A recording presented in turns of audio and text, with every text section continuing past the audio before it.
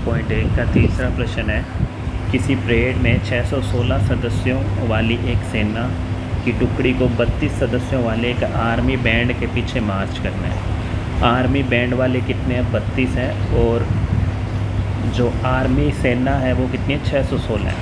तो हमें क्या करना है? दोनों समूहों को समान संख्या वाले स्तंभों में मार्च करना है। तो उन स्तंभों की अधिकतम संख्या बताएं। स्तंभ मतलब लाइनें बनानी है जिसमें आर्मी जो बैंड वाले हैं वो और जो आर्मी के सदस्य हैं वो बराबर आ जाएं। तो हम यूक्लिड विभाजन एल्गोरिदम से ही इसे हल करेंगे, वही सूत्र से जो हमारे पास था, A बराबर BQ प्लस R। जो हमारे पास उत्तर आएगा वो आएगा R बराबर जब 0 आ जाएगा, और जो हमें स्तंभों की संख्या मिलेगी वो उस टाइम B के रूप में मिलेगी। A होता है बड़ा नंबर। तो देखो, एक तो 616 है, एक 32 है, तो दोनों में बड़ा नंबर है 616, वो हमारा A है, और B क्या हो जाएगा? 32। तो हम 616 में क्या करेंगे? 32 का भाग देंगे। तो पहले तो एक बार जाएगा, फिर घटाएंगे तो 296 बचेगा। अब कितनी बार जाएगा?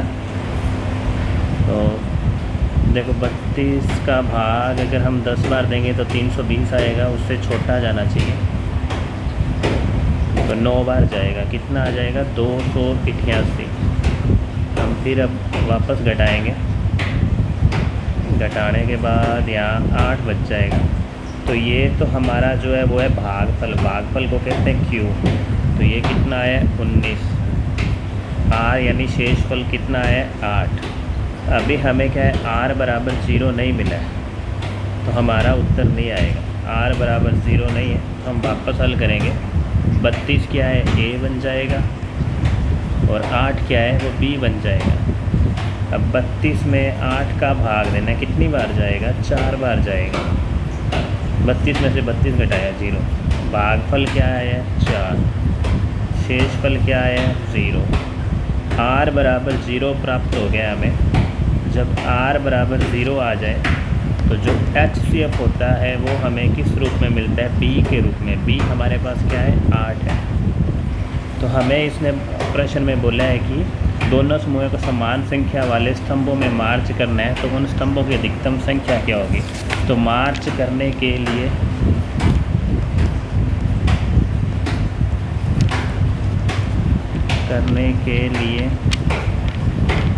अधिकतम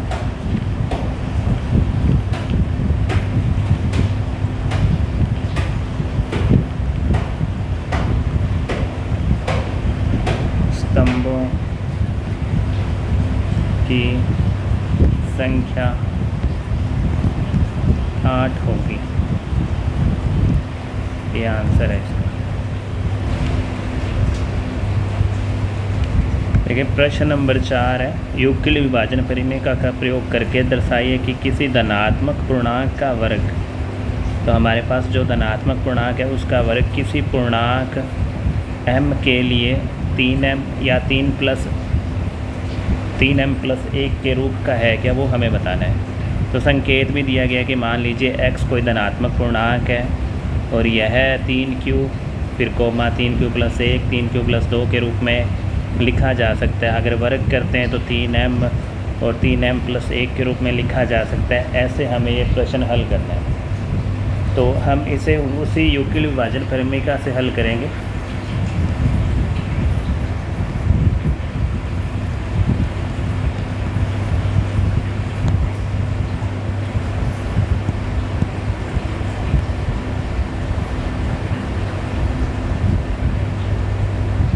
इसका जो फॉर्मूला है वो लगाएंगे। फॉर्मूला है A बराबर BQ प्लस R। तो A तो प्रश्न में हमें बता दिया है कि धनात्मक पूर्णांक है,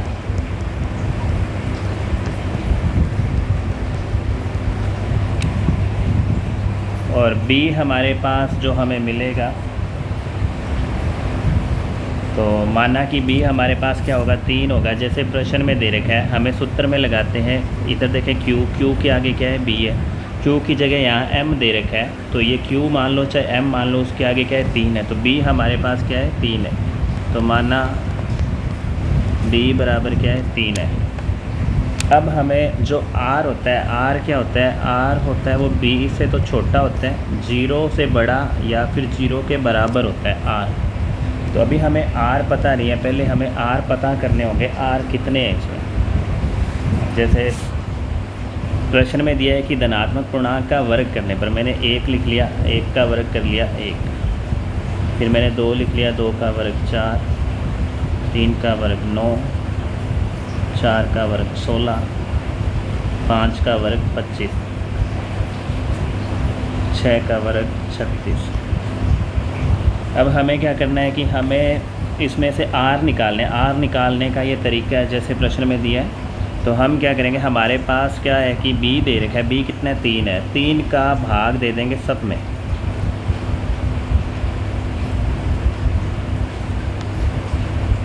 तीन का भाग देने पर एक तो हमारे पास आएगा भागफल, एक आएगा शेषफल।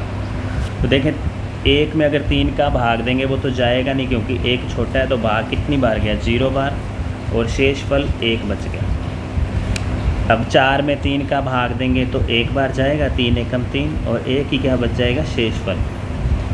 फिर हम 3 का भाग 9 में देंगे तो पूरा पूरा जाएगा 3 बार, और शेषफल क्या बचा 0।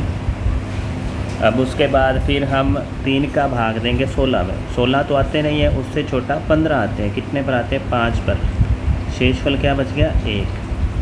अब फिर 3 का भाग देंगे 25 में, तो 25 आता नहीं है, 24 आता है, 24 कितने पर आता है 8 पर आता है, तो शेषफल कितना बच गया 1। अब 3 का भाग देंगे फिर 36 में, तो कितनी बार जाएगा 12 बार जाएगा, और शेषफल क्या बचा 0।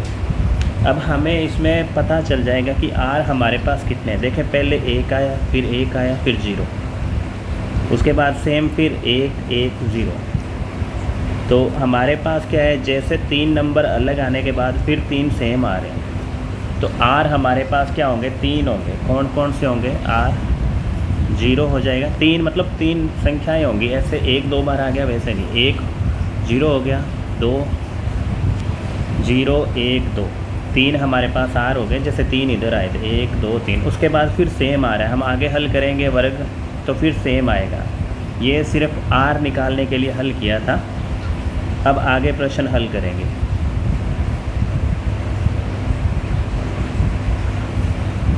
तो अब उसी सूत्र से हल कर रहे हैं, ए बराबर बी क्यू प्लस आर। तो ए तो हमें पता नहीं है, बी कितना था 3, साथ में क्यू, पहले आर हमारे पास क्या है 0, और फिर प्रश्न में दे रखा है कि वर्ग करना है, तो हम इनका क्या कर देंगे वर्ग। तो a का वर्ग हो जाएगा a, 3q में 0 जोड़ेंगे तो 3q ही आएगा, तो 3q का वर्ग कर देंगे। सेम रहेगा 3 का वर्ग 9q का वर्ग q स्क्वायर। अब हमें क्या करना है, हमें उसने बोला है कि 3m के रूप में हो या 3m + 1 के रूप में हो, तो हम क्या करेंगे इसमें कॉमन ले लेंगे। 9 में कॉमन क्या आता है 3 आता है, और q में नहीं है तो मैंने वैसे ही लिख दिया, 3 के पहाड़े में 9 3 पर आता है, और q स्क्वायर। ब्रैकेट वाले नंबर को क्या मान लेंगे हम m मान लेंगे, तो ये 3m आ गया। ऐसे ही हम दूसरा हल करें, दूसरा वापस फिर वही a बराबर बी क्यू प्लस आर। ए हमें पता नहीं है, कोई धनात्मक पूर्णांक है, b हमारे पास 3 था, फिर q प्लस आर, पहले हमने 0 लिया था, अब 1 ले लेंगे। फिर क्या करना है वर्ग करना है इनका,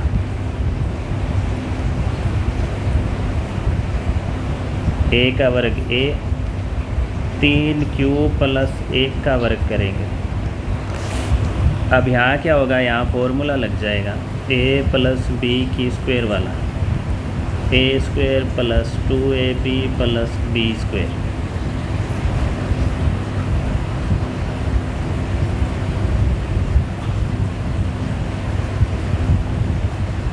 इस फॉर्मूले से आगे हल करेंगे। तो ये तो a² सेम लिखोगे। अब ये a हमारे पास क्या है 3q की स्क्वायर, क्योंकि सूत्र में a की स्क्वायर है। फिर 2 a हमारे पास क्या है 3q, b हमारे पास क्या है 1, फिर प्लस b की स्क्वायर मतलब 1 की स्क्वायर। 3 की स्क्वायर 9, क्यू की स्क्वायर क्यू स्क्वायर। अब सब की क्या इधर गुणा होगी, 2 की 3 से गुणा की 6, 6 की 1 से गुणा की 6, साथ में क्यू, 1 की स्क्वायर 1।